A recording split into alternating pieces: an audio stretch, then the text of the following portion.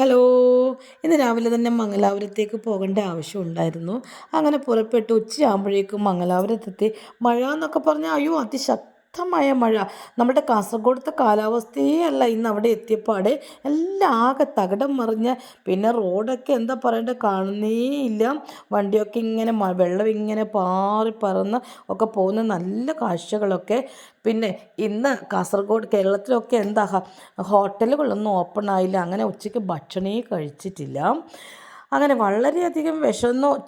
അങ്ങനെ ഏകദേശം ഒരു 3 മണി 3:30 നമ്മളൊരു ഹോട്ടലിൽ കയറിയപ്പം നമ്മൾ സാധാരണ കയറുന്ന വെജിറ്റേറിയൻ ഹോട്ടലിൽ തന്നെയാണ് കേട്ടോ. ചോറ് എടുക്കുന്നതിന് മുമ്പ് തന്നെ അവർ കുറച്ച് സ്നാക്സൊക്കെ തന്നു. അവരോട് ആദ്യം തന്നെ പറഞ്ഞു കേട്ടോ ഫുഡ് കഴിച്ചിട്ടില്ല എന്ന്. അങ്ങനെ അതൊക്കെ കഴിച്ചതിന് ശേഷമാണ് ചോറ് കഴിച്ചത്. ഇന്ന് വൈറ്റ് റൈസ് ഇല്ലായിരുന്നു കേട്ടോ. അങ്ങനെ ബോയിൽഡ് റൈസാണ് കഴിച്ചത്. അതിൽ ഇന്നത്തെ കറിയിൽ എനിക്ക് ഏറ്റവും ടേസ്റ്റ് തോന്നിയത് വെണ്ടയ്ക്ക കൊണ്ടുണ്ടായിരുന്ന ഒരു ഗസി പോലത്തിനൊരു കറി. അടിപൊളി ടേസ്റ്റാണ് കേട്ടോ. സാധാരണ കർണാടകയിലെ എല്ലാത്തരം ഗസികളും വളരെയധികം ടേസ്റ്റാണ്.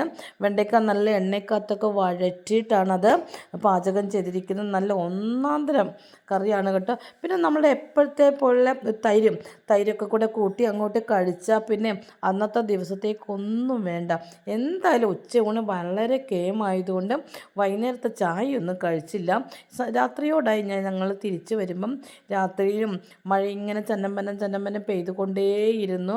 രാത്രിക്കുള്ള യാത്രയൊക്കെ വളരെയധികം മനോഹരമാണ്. എവിടേക്ക് നമ്മൾ യാത്ര ചെയ്താലും രാത്രിക്കത്തെ യാത്രയൊരു സ്വപ്നാടനം തന്നെയാണ് കേട്ടോ. അങ്ങനെ ഞങ്ങൾ ഉദുമയിലെത്തി രാത്രി ഒരു സമയം 9 മണിയോടടുത്തു. അപ്പോഴാണ് അവിടെ ഇന്ത്യൻ കോഫി ഹൗസ് തുറന്നിരിക്കുന്നത് കണ്ട്.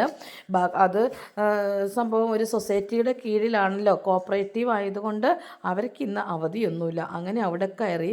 രാത്രി സമയം ആയതുകൊണ്ടാണെന്ന് തോന്നുന്നു നല്ല കാര്യമായിട്ടുള്ളൊരു ഫുഡൊന്നും ഉണ്ടായിരുന്നില്ല.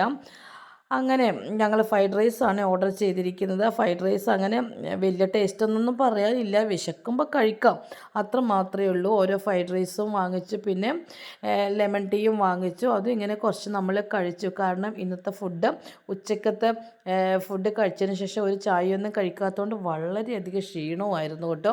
പിന്നെ യാത്രയും ഓരോരോ ആവശ്യങ്ങൾക്കുള്ള യാത്രയും ആയതുകൊണ്ട് ക്ഷീണം നമുക്ക് പെട്ടെന്ന് തന്നെ തോന്നും.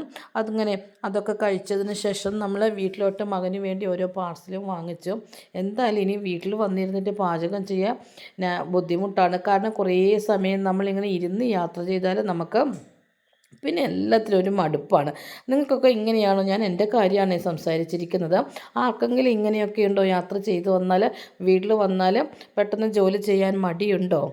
പിന്നെ നമ്മൾ കാഞ്ഞങ്ങാട് എത്തി. നമ്മുടെ കോളേജിന് മുമ്പിൽ എത്തിയപ്പോഴുള്ള കാഴ്ചയാണ് കേട്ടോ. ധാരാളം നായ്ക്കുട്ടികൾ ഇങ്ങനെ